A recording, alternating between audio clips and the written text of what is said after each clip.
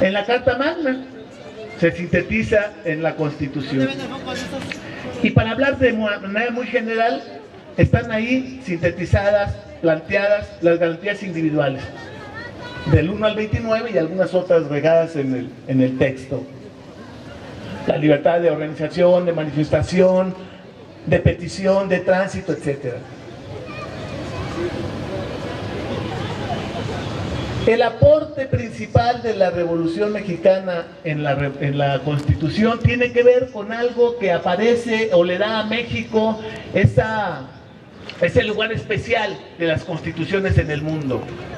Le da el apartado social, un apartado principalísimo en donde están los derechos sociales de grupos, de pueblos, de comunidades, de grupos sociales. El 123, obviamente, los derechos de los trabajadores, que viene siendo retomado de toda la lucha magonista que antecede al proceso revolucionario. Está hablando de la propiedad social y colectiva, el 27 constitucional, obviamente, como el sustento de propiedad de la nación, del suelo, de sus recursos naturales, y tener ese portento de riqueza para el pueblo de México y para la nación entera. También derechos colectivos para los pueblos y comunidades indígenas, por ejemplo, los derechos colectivos, el ejido, en fin. Pero también el tercero constitucional, la educación laica y gratuita, obligatoria. Estos preceptos constitucionales,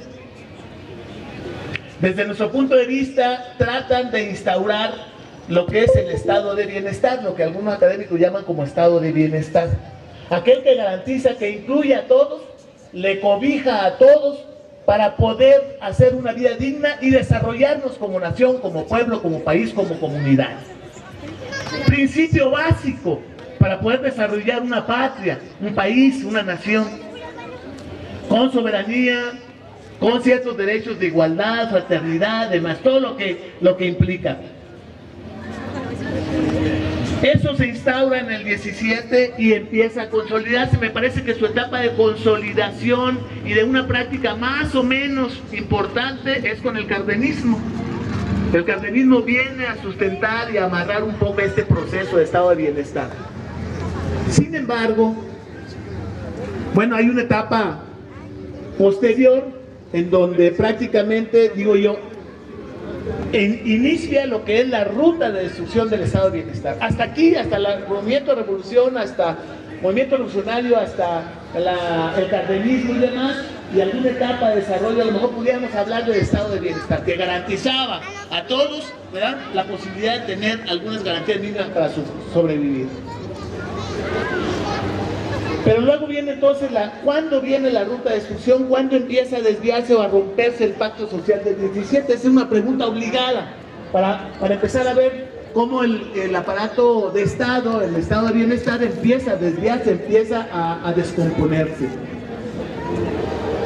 Desde nuestro punto de vista, al inicio de los 80, con el gobierno de Miguel de la Madrid, con el grupo de Salinas y una corriente que al interior de la clase política se llamó los tecnócratas o los neoliberales, ¿no? Se instalan y logran de alguna manera empezar a empujar un proyecto que tiene que ver con una idea que ya de alguna manera pues ha desatado en el mundo un montón de broncas, un montón de problemas, que no ha resuelto la problemática, o sea, al contrario, ha agudizado la pobreza, la miseria, la violencia, la muerte, en fin. Estamos hablando pues de que ese grupo en 1982, ese grupo de Salinas, esos tecnócratas, esos neoliberales, inician las reformas y curiosamente inician con una reforma al 27 constitucional, le pegan exactamente a uno de los centros básicos, el cimiento básico de lo que representa el Estado de bienestar, el tener la posibilidad de romper los candados para asegurar la propiedad de la nación, pues empieza a abrir una puerta para poder ir quitando esos candados de los derechos que tiene la nación sobre el suelo, el subsuelo y demás, sobre el tipo de tierras que tenemos y demás. quita candados para romper el ejido, para poder a lo mejor ir concentrando la propiedad de la tierra particular, la propiedad individual, la propiedad particular de la tierra en México.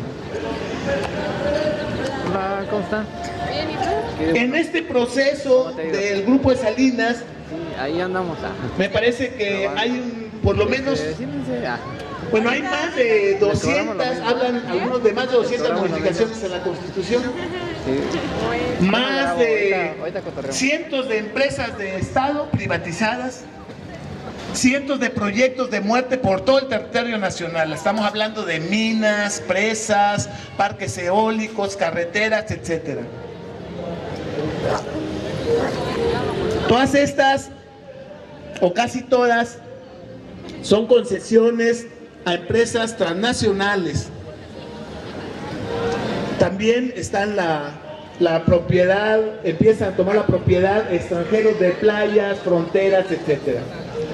Todo esto en un periodo muy corto de tiempo. El Estado empieza a descomponerse y empieza a tocar, ¿verdad?, lo que sería la Carta Magna, la esencia pues que plantea el movimiento revolucionario de 1910 con todos los antecedentes que aquí hemos comentado. Opera entonces desde los 80s la ruta, y eso hay que debe quedar muy claro, opera entonces desde los 80s la ruta del despojo, el saqueo y la sobreexplotación de los recursos naturales, y se legaliza con las reformas que luego vienen, la energética entre otras. Operan la exigencia de más impuestos para los pobres, reforma fiscal. Opera ya el abandono de la educación laica y gratuita, reforma educativa, le llaman. Opera y se consolida el duopolio de las comunicaciones, reforma en telecomunicaciones. Con todo esto lo que estamos mirando es que se está rompiendo el pacto social del 17 y se desmantela